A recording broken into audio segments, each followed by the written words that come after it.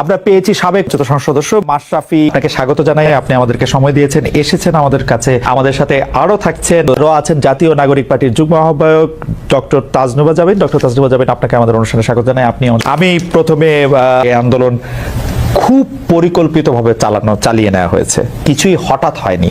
এই আন্দোলন কি শুরু থেকেই কোটার আড়ালে সরকার পতনের আন্দোলন ছিল? একটু মন্তব্য শুনতে চাই, আপনি আমাদের একটু বলবেন জুলাই অভ্যুত্থানের ফল। যদি এক কথায় উত্তর দিই তাহলে বলতে হবে যে আমি আসলে ব্যর্থ হয়েছি, এখানে অ্যাবসলিউটলি ব্যর্থ হয়েছি।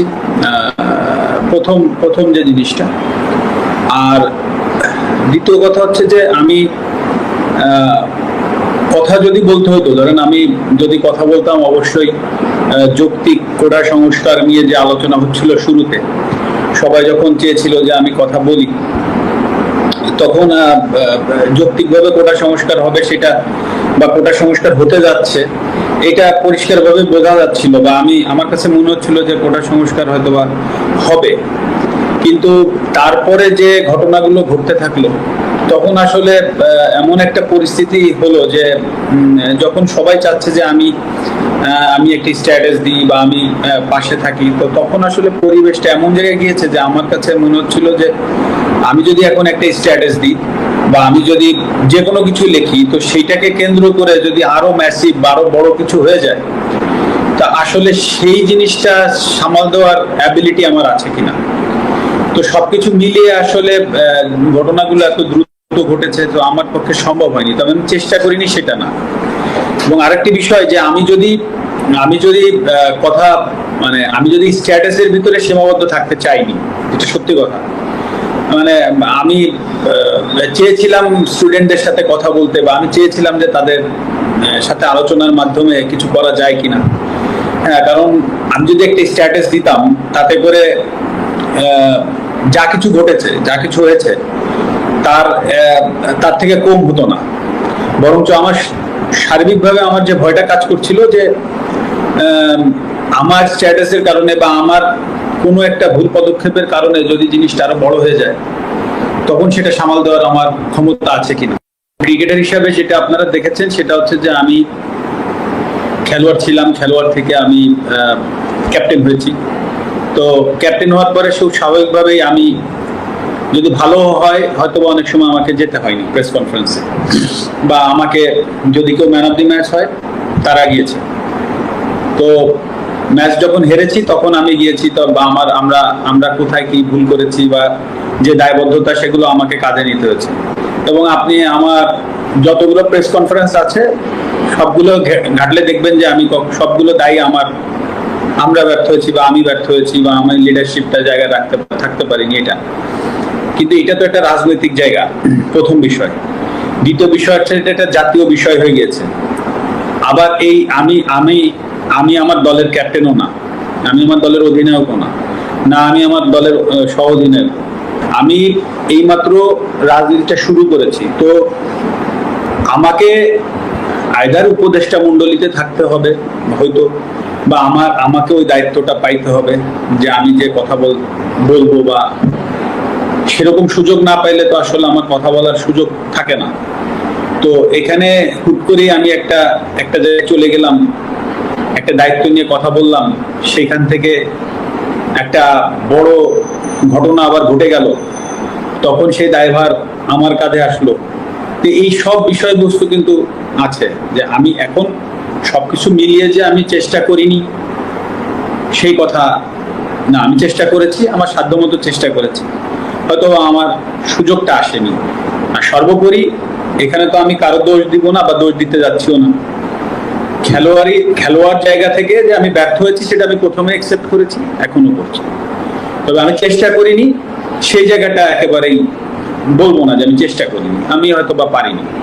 আমি নড়াইলের মানুষকে, যারা আমাকে সংসদে পাঠিয়েছে, আমি কালকে তাদেরকে কি প্রশ্নের উত্তর দিতাম যে আমরা আপনাকে অনেক আশা করে এখানে পাঠিয়েছিলাম যে নড়াইলকে আপনি একটা জায়গায় পৌঁছে দিবেন, আমি তাদেরকে কি প্রশ্নের উত্তর দিতাম? সবকিছু স্বাভাবিক হতো। তো আমার জায়গা থেকে আসলে যে জিনিসটা করার দরকার ছিল, যেটা আমার কাছে সবসময় মনে হয়েছে পুরো আন্দোলনের ভেতরে, ওইখান থেকে দাঁড়িয়ে আমার কাছে মনে হয়েছে একটা স্ট্যাটাস দিলে সবকিছু সমাধান হয়ে যেত, সেটা না, আমি আরো বড় পরিসরে কিছু করতে পারতাম কিনা, এবং সেটা স্টুডেন্টদের কাছে যে তারা হয়তো বা নাও আসতে পারতো, সেটা তাদের ব্যাপার ছিল। কিন্তু আমার হয়তো বা ওই খারাপ লাগাটা থাকতো না যে না আমি চেষ্টা করিনি বা চেষ্টা করে পারিনি, সেই জায়গাটা হয়তো আমার থাকতো না। কিন্তু সেটা পারিনি, যেটা বললাম যে ব্যর্থ হয়েছি, পারিনি। আপনাকে আমি বলতে পারি যে আমার মেয়ে সে ইনস্টাগ্রাম ইউজ করে, আমার ইনস্টাগ্রাম থাকলেও আমি ফলোয়ার না। তো সে 17 তারিখ থেকে তার ইনস্টাগ্রামে সে অনেক কথা স্টুডেন্টের পক্ষে লিখে গিয়েছে, বলেছে। তো আমি তো ইনস্টাগ্রাম ফলোয়ার না, তো আমাকে আমার ছোট ভাই বললো যে হুমায়রা বোধহয়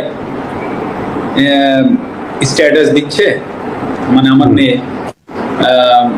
তো তখন আমি আমার মেয়েকে জিজ্ঞেস করলাম যে তুমি কি স্টুডেন্টদের পক্ষে আন্দোলনে স্ট্যাটাস দিচ্ছ? তো আমাকে বললো হ্যাঁ আমি দিচ্ছি, তোমার কোনো প্রবলেম আছে কিনা? তা আমি বলেছি না, আমার কোনো প্রবলেম নাই। এবং আমি ওকে এটাও বলেছিলাম যে তোমার স্কুল থেকে যদি আন্দোলনে যাই, মেক শিওর যে তুমি তাদের সাথে থেকো। মানে এই কথাটা বলার কারণ ছিল এটাই যে আসলে তার কাছে যেন কখনো মনে না হয় যে আমার পদের জন্য বা আমার চেয়ারের জন্য আমি তাকে ওখানে আটকায় রাখছি। এই জিনিসটা যেন কখনো তার মনে না হয়। এবং এত ঘটনার ভেতর দিয়ে অন্তত ওইটুক জায়গায় আমার অবস্থান আছে আমার মেয়ের কাছে যে না, আমার বাবা আমাকে আটকায়নি। আর একটা কথা বলি এর ভেতরে অল্প একটু, যেটা হচ্ছে আজকে কোটা আন্দোলনের যে স্টুডেন্টরা আছে বা যে সমন্বয়কের ভেতরে একজন ক্রীড়া মন্ত্রণালয়ের উপদেষ্টা মহোদয় জনাব আসিফ সাহেব যিনি হয়েছেন, আপনি দেখবেন উনি কিন্তু খেলাধুলা নিয়ে এখন থেকে উনি কাজ করবেন, বাংলাদেশের সার্বিক খেলাধুলার বিষয়গুলো নিয়ে কাজ করবেন। এখন যদি আল্লাহ না করুক কালকে একটা প্রবলেম হয়, আল্লাহ না করুক যদি কোনো একটা খেলাধুলায় কোনো জায়গায় প্রবলেম হয়, উনি কিন্তু প্রধান উপদেষ্টা মহোদয় ডক্টর ইউনূস স্যারের কাছে যাবেন, বা সিনিয়র উপদেষ্টা মহোদয় যারা আছেন উনাদের সাথে আলোচনা করে এসেই কিন্তু উনাকে স্টেটমেন্ট দিতে হবে। It's very simple. কারণ উনি একটা দায়িত্বশীল জায়গায় আছেন। তো হুট করেই একটা সমস্যার সমাধান উনি একা কিন্তু এসে এই আপনাদের সামনে, মানে প্রেসের সামনে হুট করে বলে ফেলতে পারবে না। তো দায়িত্বশীল জায়গাগুলো কিন্তু অনেক কিছু চিন্তা করে কথা বলতে হয়। তো সেই জায়গা থেকে সেই জায়গাটাই কিন্তু আমি ছিলাম। হ্যাঁ, আপনি আমাকে খেলোয়াড় মাশরাফি বলছেন, আমি সেভাবে উত্তর দিচ্ছি, কিন্তু অ্যাট দ্য সেম টাইমে কিন্তু আমি একটা দায়িত্বশীল চেয়ারে বসেছিলাম। তো হুট করেই আমি কিন্তু ফ্রন্টে এসে একটা কথা বলে দিলাম, আর তাই নিয়ে একটা বিশাল আরো বড় কিছু হয়ে গেল। সেটার ট্যাকেল দেওয়ার ক্ষমতা আদৌ আমার আছে কিনা, বা বর্তমানে যারা কাজ করবেন তাদেরও কিন্তু এই জিনিসগুলো ভেবেচিন্তে কাজ করতে হবে। তো এটা কিন্তু ভেরি সিম্পল ব্যাপার। তো আমি যেটা বলতে চাচ্ছি যে হ্যাঁ আমি ব্যর্থ হয়েছি, কিন্তু আসলে আমারও তো সীমাবদ্ধতা আছে বা ছিল, এটাও কিন্তু সত্য কথা। কিন্তু সেটাকে যে আমি এক্সকিউজ হিসেবে দাঁড় করাচ্ছি সেটা না, কারণ মানুষের দাবি ছিল। প্রথমত আমি একজন খেলোয়াড়, তারপরে আমি সংসদ সদস্য। আমি খেলোয়াড় থেকে আমার পরিচয় মাশরাফি না হলে আমি অবশ্যই ওই সংসদ সদস্যে আমার যে ডাক নাম ছিল, আমার নড়াইলের মানুষ চিন্ত কৌশিক নামে, সেই নামে আমি নিশ্চয়ই সংসদ সদস্য হইতে পারতাম না।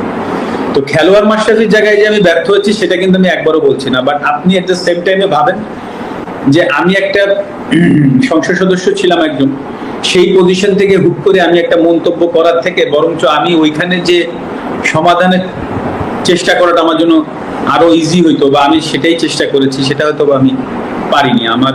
সেটাই আমার ব্যর্থতা। এক কথায় উত্তর দিলে অবশ্যই তাই, কারণ আমি তো প্রথমেই বললাম যে আমি তো আসলে প্রথমে আমি খেলোয়াড় মাশরাফি, তারপরে ওই মাশরাফি থেকে পলিটিক্যাল মাশরাফি। তো যদি এক কথায় উত্তর চান তো অবশ্যই আমি ওই সময় স্টেপ আপ করতে পারিনি। তারপরে যে কথাটা বলেছি যে আমি একটা স্ট্যাটাসের সীমাবদ্ধ থাকলে হয়তো আমি গা বাঁচাইতে পারতাম, আমি হয়তো বলতে পারতাম যে আমি স্ট্যাটাস দিয়েছি, কিন্তু আমার জায়গা থেকে আমি চেয়েছিলাম আরো বড় পরিসরে করতে। সেই জায়গায় যেহেতু পারিনি, তো অবশ্যই সময় আমার কাছে একবারও মনে হয়নি সেটা। দেখেন, এটা ক্লিয়ারলি আমি জানি যে আমি যখন মাশরাফি হিসাবে, ক্রিকেটার হিসাবে আছি, আমি সবার কাছে গ্রহণযোগ্য ব্যক্তি হিসাবে আছি, কিন্তু আমি যখন রাজনীতিতে যাব তখন অবশ্যই কিন্তু আমি ওই চ্যালেঞ্জটা নিতে চেয়েছি যে না, পলিটিক্সটা আসলে করে মানুষের জন্য কিছু, পলিটিক্সটা তো এই জন্যই মানুষ করে বা করতো বা করে, আমি যেটা জানি যে মানুষের উপকারের জন্য, বড় পরিসরে মানুষের জন্য কিছু করা যায়। তো সেই চ্যালেঞ্জটা নিয়েই তো আমি পলিটিক্সটা করতে এসেছি। তো ওই সময়টা আমার কাছে মনে হয়নি, আর এটা তো নোমান ভাই একটা চ্যালেঞ্জ ছিল, এটা তো আমি জানি, এটার কোনো রকেট সায়েন্স তো নাই। হ্যাঁ, সব থেকে বড় স্ট্রেট ফরওয়ার্ড সিদ্ধান্ত হইতো যে আমি করব না। তাহলে যে এত মানুষ বলে যে আজকের জায়গায় দাঁড়াই আপনি বলেন যে আজকে এত এত তরুণ প্রজন্মরা বলছে যে আমাদের হাত দিয়ে দেশ গড়বে, তো তাদেরকে তো পলিটিক্সের ভেতরে আসতে হবে, তাদেরকে তো রাজনীতির ভেতরে আসতে হবে। অরাজনৈতিক ব্যক্তি হিসাবে তো আপনি 5-10 জনের উপকার করতে পারবেন সর্বোচ্চ জায়গা থেকে, কিন্তু আপনি যদি রাজনৈতিক ব্যক্তি হন তখন আপনি হয়তোবা হ্যাঁ গালি খাবেন, আপনার সমালোচনা হবে, কিন্তু আপনি অনেকগুলো মানুষের একটা এরিয়ার একটা মানে বড় পরিসরের একটা কাজ করার সুযোগ পাবে। তো আজকে যারা তরুণ প্রজন্মরা আছে, যারা এই স্বপ্নটা দেখছে বা তারা কাজ করতে